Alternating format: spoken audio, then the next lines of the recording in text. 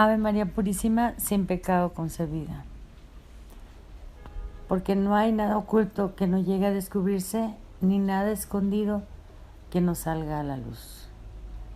Pues sí, invocamos al Espíritu Santo para que esto que vamos a decir ahora penetre en los corazones de los fieles católicos, abran los ojos y tomen responsabilidad de lo que está sucediendo. A través de estos 56 años de la puesta en marcha del Concilio Vaticano II, hoy sabemos que un exiguo número de católicos valientes y fieles levantaron su voz, pero fueron escuchados solo en sus comunidades, excluyendo el caso de Monseñor Lefebvre, que se difundió a nivel mundial, pero que igual que todos fue desacreditado por obispos, sacerdotes y fieles como un rebelde, y posteriormente todos fueron excomulgados. Las otras pequeñas e ignoradas voces fueron acalladas de inmediato mediante el descrédito, siendo solo conocidas por un escaso número de fieles de su localidad, por lo cual todo lo que habían planeado les salió bien, gracias al silencio cómplice de los que, sabiendo la revolución que se estaba llevando a cabo, callaron. Pero nuestro Señor, en su divina providencia, ha tenido a bien levantar el velo para que los que por falta de conocimiento, pero con un gran amor a nuestro Señor Jesucristo, a su Santísima Madre, a su Iglesia, y con gran celo y amor por la verdad, permanecíamos en esa nueva Iglesia que considerábamos era la Iglesia Católica fundada por nuestro Señor Jesucristo sobre la roca, Pedro y el Colegio Apostólico, ignorando que lo habían cambiado todo. Y cuando decimos todo, es todo, incluso los sacramentos, pero se ensañaron con la misa, pues como Lutero odiaban el sacrificio incruento que desde donde sale el sol hasta su ocaso se ofrecía al Dios eterno. Sí, el sacrificio perpetuo tenía que ser quitado de en medio. Quitaron de la Santa Misa todo lo que recordara el sentido sacrificial y la ofrenda, la víctima, nuestro Señor Jesucristo, el que se ofrecía y ofrece cada día en expiación de nuestros pecados al Dios Todopoderoso, fue ridiculizada e ignorada, pues en vez de ofrecerlo a Él, la única víctima pura, santa e inmaculada, como el único sacrificio digno de ser ofrecido a la Santísima Trinidad en expiación de nuestros pecados, con una soberbia y audacia inauditas, y retando al Dios Santo, al único Dios verdadero, le ofrecieron a sabiendas la infame ofrenda, el sacrificio rechazado de Caín, el fruto de la tierra y el trabajo del hombre. En su odio manifiesto por todo lo católico, derribaron los altares consagrados y en su desprecio los pusieron como topes de los carros o banquetas, y en su lugar pusieron mesas, pues tenían en mente igual que los que se ofrecía sería una cena, sí, como los heresíacas Cranmer, Calvino, Zwingli o Lutero, para los cuales la Santa Misa y el Papado eran abominables, y lo que había sucedido en Jueves Santo era solo y simplemente una cena, en la cual la presencia de Dios se daba no por la transubstanciación, sino por la fe de los fieles. Por eso también cambiaron las palabras de consagración, cosa prohibida incluso para cualquier papa, y como había que cambiarlo todo, también se deshicieron del latín, la lengua angélica, del gregoriano y los bellísimos cantos litúrgicos, los que fueron sustituidos por ritmos ordinarios y profanos, desde el rock hasta la cumbia, desde el mariachi al heavy metal. Todavía recuerdo que le llamaron canto nuevo. En fin, cualquier ritmo mundano serviría para lograr lo que se habían propuesto: desacralizar, destruir, derribar los bastiones de la Iglesia. No contentos con ello, revisando el santoral, cambiaron las fiestas litúrgicas y se deshicieron de otras. Quisieron incluso quitar la fiesta de la Preciosísima Sangre, pero ante las protestas la unieron con la fiesta de Corpus. Las fiestas de la Santísima Virgen también sufrieron cambios. Por ejemplo, la Candelaria el 2 de febrero y la Encarnación 25 de marzo dejaron su carácter mariano para volverse festividades del Señor. Las fiestas de los 3 arcángeles se fusionaron en una, tomando la fecha de la más antigua, 29 de septiembre. Buena parte de los santos fueron quitados del santoral, porque según ellos no había seguridad de su existencia histórica, como Santa Filomena y Santa Bárbara. Yo lo escuché atónita en una homilía. Sí, la Iglesia quitó a todos los santos apócrifos, como Santa Filomena. Y me pregunto, ¿qué diría el santo cura de Ars tan devoto de ella? Y aunque esto les parezca poca cosa, tiene suma importancia, como lo veremos después. Cada vez más envalentonados por la nula resistencia de los fieles y su cuestionable obediencia, se atrevieron a demoler los templos, verdaderas joyas arquitectónicas. Algunos otros fueron vendidos para los usos más profanos, como hoteles, discotecas o tiendas, como si fueran de su propiedad. En pocos lugares los fieles defendieron esas joyas, como le sucedió al cardenal Burke, quien quería vender el templo de San Estanislao Kostka, mas los parroquianos no se lo permitieron, ni se amilanaron con la amenaza de excomunión que él les hiciera. Fue tan desacreditado a través de la prensa que Benedicto XVI hubo de llevarlo al Vaticano y, claro, fue premiado con el cardenalato. Igual que en su momento el cardenal Lao fue premiado con Santa María la Mayor por sus encubrimientos. Los templos que quedaron en pie fueron profanados al exceso, con bailes y eventos mundanos, aplausos, payasitos, marionetas. Los fieles olvidaron el recato y profanaron los templos con sus modas indecentes, y cual si fuera un mercado, todos se saludaban y hablaban sin recato y sin respeto alguno. En algunos lugares fueron más allá, y las imágenes fueron quitadas o sustituidas por esperpentos blasfemos y horrendos. Un signo de más sustituyó el crucifijo, o en su defecto una cruz con un Cristo resucitado. Pero lo más impresionante es saber hoy que la extraña cruz que llevaron desde Montigny todos los papas conciliaros en su báculo de pastor era la llamada cruz partida o torcida que los practicantes de magia negra de la Edad Media habían usado para representar el término bíblico marca de la bestia. Este crucifijo estaba prohibido por la Iglesia Católica, por supuesto. Nunca prohibieron el velo, solo se dijo que si por alguna razón olvidabas el velo, no dejaras de asistir a misa, que era más importante. De cualquier forma lo entendimos, no lo sé, pero de repente nadie usaba el velo. Tampoco quitaron la oración de la comunión de rodillas. Dijeron que los que estén enfermos no se tenían que arrodillar, pero quitaron las barandillas del altar y en algunos casos los reclinatorios. Y así de a poco la comunión de rodillas se sustituyó por la de pie y en muchos lugares, en lugar de la boca, en la mano. Con un documento digno de mención, pues si se toman la molestia de leerlo, más parecía que la iba a prohibir, más sin embargo la introduce.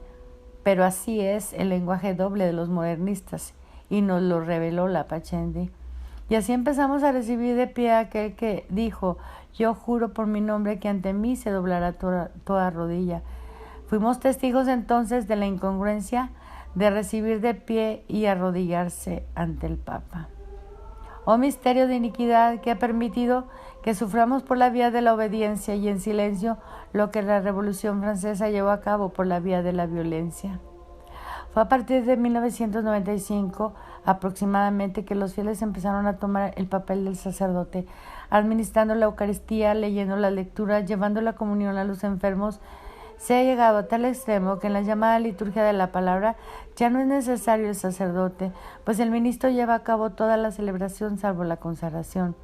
Los ministros extraordinarios, que más bien fueron bien ordinarios, se multiplicaron sin ninguna necesidad, mientras el sacerdote sentado veía cómo se distribuía la comunión en dos especies sin patena, por lo que nuestro Señor era pisado por los comulgantes sin que nadie se diera cuenta, un acto totalmente abominable e insoportable para los que adoramos a nuestro Señor. Sin embargo, los fieles obedientes y sin una pizca de conocimiento consideraron un privilegio lo que era un sacrilegio, y no me extiendo más en la cantidad de profanaciones que se dieron a raíz de ese nuevo ministerio, pues me llevaría horas, solo esbozo algunos hechos. Los planes de destrucción no habían terminado. Culminaron sacando los sagrarios del centro del altar, aunque esto estaba prohibido, y lo pusieron en una capilla anexa con menos decoro e importancia, de tal manera que nos vimos obligados a preguntar ¿dónde le han puesto? Llevaron los cambios a tal grado en algunos lugares que hemos visto al sacerdote disfrazado de payaso celebrando el Halloween en misa, con brujitas y diablitos distribuyendo la comunión, un arcoíris o la pantera rosa en el altar, en vez del cáliz una copa de cerámica ordinaria o de plástico, por materia en vez de pan ácimo, una galleta o doritos, o en vez de vino de consagrar una gaseosa o café. Y durante la consagración se invitaba a los niños, a los consortes o a cualquiera a elevar el pan y el vino, cosa que apenas ayer parece haber advertido Henry Gómez de Rosa Mística. Después de la consagración, todo un circo, todo el mundo a saludarse y a darse el beso de la paz, olvidando a aquel que estaba presente después de las palabras de consagración, que también habían cambiado. Pero esto no acaba aquí. Mientras todo esto pasaba, se puso en marcha otro plan, que fue poner cerca de niños a hombres sin escrúpulos que se ensañaron con ellos, y ya sabemos lo que hicieron y cómo silenciaron este hecho, al grado de que aquel que algunos pretenden ser el Catejón tiene una demanda en La Haya por crímenes de lesa humanidad, por el silenciamiento de las víctimas y el encubrimiento de los malhechores, y por poner a estos individuos de nuevo a cargo de los pequeños. Por si esto fuera poco, en los seminarios se empezó a desechar a hombres con verdadera vocación y a mantener en ellos personajes muy especiales que al final de cuentas, si no contaminaron a todos, buen daño les hicieron. Como pudimos escuchar de una muy buena fuente, un sacerdote mediático, el padre Coutier.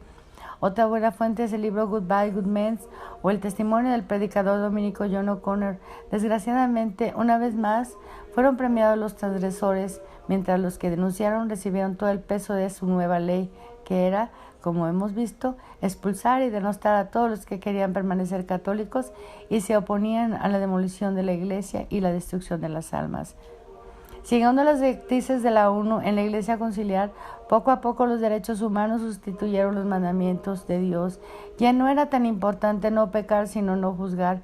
Entonces se dio la práctica de la comunión a los que vivían en adulterio, hasta llegar a bendecir las uniones de los vueltos a casar, y también las que ni por equivocación son matrimonio, que hoy parece que han hecho oficialmente algunos obispos en Alemania, y que nadie parece recordar que eso tiene tiempo, como si acabara de pasar en el 2021. También vimos surgir las revueltas comunistas en toda Latinoamérica de parte de un clero que asimismo se denomina progresista. El teólogo de hierro lo advirtió en la visita de Montini a Colombia a su sola guerrilla.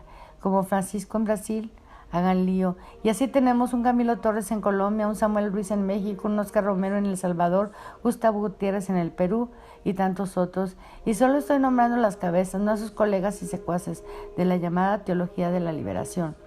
Su amerindia hoy se convirtió en Amazonia, y si hoy Latinoamérica y España ha sido tomada por los comunistas, es porque los colegios y universidades trastocaron todas las enseñanzas que dábamos en casa y en 4 añitos les cambiaron la fe, de tal manera que por hoy son miles de jóvenes que han abandonado la iglesia, pues aparte de todos los escándalos, esta ha sido ridiculizada en los lugares que enviamos a nuestros hijos para conservarla. De ese tamaño es el fraude, de manera que hoy nuestros hijos están más apegados a la teología de la liberación, al comunismo, que a la doctrina católica. Y así hasta la abominable traición a nuestro Señor Jesucristo en el gesto politeísta de Asís, la traición más escandalosa e infame de los papas conciliares, pues se rebajó a nuestro Señor Jesucristo al nivel de los ídolos y a su iglesia con las sectas y su culto con cualquier culto pagano. Haciéndolo, se redujo a nada su encarnación, su vida, pasión y muerte, la redención misma, pues si todas las religiones son vías de salvación, en automático se invalida su sacrificio redentor. Esa abominable reunión se permitió dar culto a los ídolos en altares católicos, al grado de incensar un Buda arriba del tabernáculo, cubrir las cruces para no molestar a los paganos y un largo etcétera que no es posible concebir o entender cómo pudieron callar ante tal abominación los jerarcas de la que aún pensábamos era la Iglesia Católica. ¿Puede concebir un católico un acto más grave y escandaloso de apostasía? Creo que no lo hubo antes ni lo habrá jamás, y este fue llevado a cabo por aquel que creíamos era el vicario de Cristo, conmemorado después por Benedicto XVI en 2011 y llevado a su culmen por Francisco en 2019 con la Pachamama en el altar.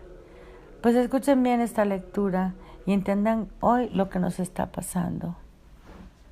Mujer adúltera, que en lugar de su marido recibe extraños, a toda prostituta se le da una paga, pero tú eras más bien la que dabas regalos a todos tus amantes y les pagabas para que vinieran de todas partes a pecar contigo. En tus prostituciones eras distinta de las otras mujeres, nadie te solicitaba para fornicar, tú dabas la paga, pero a ti ninguna paga se te daba. eras distinta.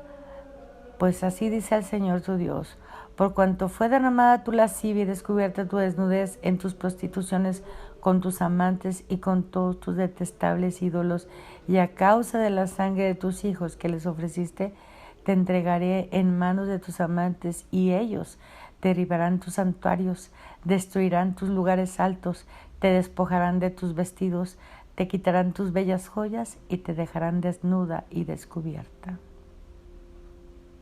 Ante tan terrible sacrilegio y blasfemia, no hubo quien se desgarrara las vestiduras, quien hiciera un llamado a los fieles para una reparación universal. Por lo cual, al final de este video daremos a conocer muchas oraciones dirigidas precisamente al Divino Rostro y que tienen muchísimo que ver en este contexto. Hoy que tenemos a Francisco, a toda luz es un digno sucesor de los papas conciliares. Parece que los que apenas hoy abren los ojos consideran verdadero papa aquel que junto con el cardenal Frings tuvo mucho que ver con la revolución conciliar. La revista Chiesa Viva y en la esencial conferencia del padre Ramiro Rivas, este canal y el canal de catolicismo bimilenario han detallado sus innumerables herejías. Nuestros hermanos del supuesto remanente fiel las pasan por alto, aun siendo con mucho tan perniciosa o mucho más, si consideramos el hecho que renunció al papado, aquel que dijo, hay que demoler los bastiones de la iglesia con su renuncia, pareciera que cumplió su propósito y este era el último bastión a derribar. El mismo que junto con otros niega el dogma, fuera de la iglesia no hay salvación, pues lo considera un triunfalismo. Sí, Ratzinger, aquel que unido a los que su santidad Pío XII había puesto en el índice por herejía, lo cual le inhabilitaba para cualquier cargo, trabajó duro en el concilio junto con el cardenal Frings para revocar los trabajos preparatorios del concilio y con la bendición de Roncalli hicieron que este concilio diera un vuelco en favor de los enemigos de la fe. Aquel que dijo que el católico moderno ya había superado la creencia en su presencia real. Aquel que nos llamó a abrir de par en par las puertas al nuevo orden mundial en su primera alocución de Navidad. Aquel que dejó perder miles de almas a través de las enseñanzas que en los púlpitos, colegios y universidades se enseñaban por los negadores de cualquier dogma, como un Casper, un Müller, un Gustavo Gutiérrez y tantos otros que con malicia puso a cargo de niños y jóvenes, encubriéndolos. Aquel que fue extremadamente misericordioso con los predadores de almas y cuerpos, pero no le tembló la mano cuando asestó un golpe decisivo contra todos aquellos que permanecían católicos. Aquel que bendijo a Castro en Cuba y no tuvo a bien saludar a las damas de blanco, ni se preocupó por los cautivos de ese régimen genocida. En fin, aquel que según algunos pretende sea profecía lo que Tradition in Action ha denunciado hace muchos años. Me permito sacar esta cita para demostrar que o por supina ignorancia, ceguera o voluntaria o de plano malicia, estas personas hacen aparecer como profecía el plan macabro que tenían los demoledores de la iglesia. En el libro Fe y Futuro, que reproduce 5 conferencias del padre Joseph Ratzinger, seleccionamos este texto donde expone su sueño progresista para la iglesia del futuro. Ahora que es papa y dado que sus convicciones no han cambiado, probablemente trabajará para destruir la iglesia de esta manera. Y así dice el texto del libro. Déjame ir un paso más allá. De la crisis de hoy, mañana surgirá una iglesia que habrá perdido mucho. Será pequeña en gran medida, tendrá que empezar desde el principio. Ya no podrá llenar muchos de los edificios creados en su época de gran esplendor. Por el menor número de sus seguidores, perderá muchos de sus privilegios en la sociedad. Al contrario de lo que ha sucedido hasta ahora, se presentará mucho más como una comunidad de voluntarios, como comunidad pequeña, exigirá mucho más de la iniciativa de cada uno de sus miembros y ciertamente también reconocerá nuevas formas de ministerio. Me pregunto yo, ¿qué tendría en mente? ¿Chamanes? ¿Brujos de la Amazonia? o mujeres celebrando la liturgia de la palabra. Todo esto requerirá tiempo, el proceso será lento y doloroso. Su verdadera crisis, la de la Iglesia, apenas ha comenzado. Todavía tenemos que atravesar grandes tormentas. Ciertamente, ella nunca volverá a ser la fuerza dominante en la sociedad en la medida en que lo era hasta hace poco. He ahí su plan, el plan de los enemigos de la Iglesia.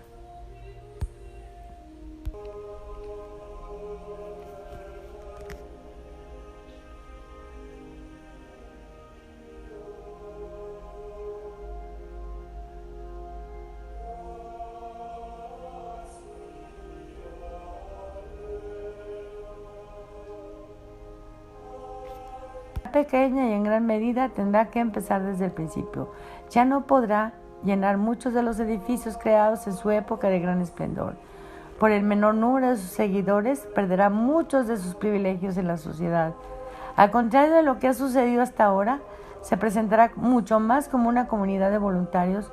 Como comunidad pequeña, exigirá mucho más de la iniciativa de cada uno de sus miembros y ciertamente también reconocerá nuevas formas de ministerio. Y me pregunto yo, ¿qué tendría en mente? ¿Chamanes? ¿Brujos de la Amazonia? ¿O mujeres celebrando la liturgia de la palabra? Todo esto requerirá tiempo, continuó. El proceso será lento y doloroso. Su verdadera crisis, la de la Iglesia, apenas ha comenzado. Esto lo dijo en 1971. Todavía tenemos que atravesar grandes tormentas. Ciertamente ella nunca volverá a ser la fuerza dominante en la sociedad en la medida en lo que era hasta hace poco tiempo. He ahí su plan, el plan de los enemigos de la Iglesia. Y lo han llevado a cabo sin pausas, pero sin prisas. Lo cito también y con su hermenéutica de la continuidad y el motu propio se lograron dos propósitos: volver a fragmentar a la fraternidad San Pío X y decretar los focos rojos de católicos apegados a la tradición, evitando así también el que las ranas a medio hervir no fueran a saltar de la olla. ¿Pero qué creen? Algunos hemos saltado antes de quedar completamente cocinados. Y si hoy levantamos la voz es porque vemos con desconcierto cómo desde los púlpitos de los que otrora defendieron la fe y la tradición están manteniendo una posición que no beneficia a nadie. Pareciera que quieren a todos dentro de esta olla hirviendo para ser cocinados por completo.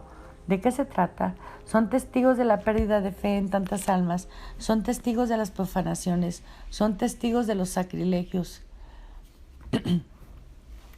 son testigos de tantos y tantos errores que se enseñan en las cátedras, en los púlpitos, en los colegios, en las universidades. Son testigos de que el católico común no puede ni siquiera quiere defenderse porque confía en sus pastores y muy difícilmente pondrá en duda lo que hoy se les enseña, aunque bien sabe cuando son doctrinas perniciosas. Son conscientes de cuántas vocaciones se han perdido en esos seminarios.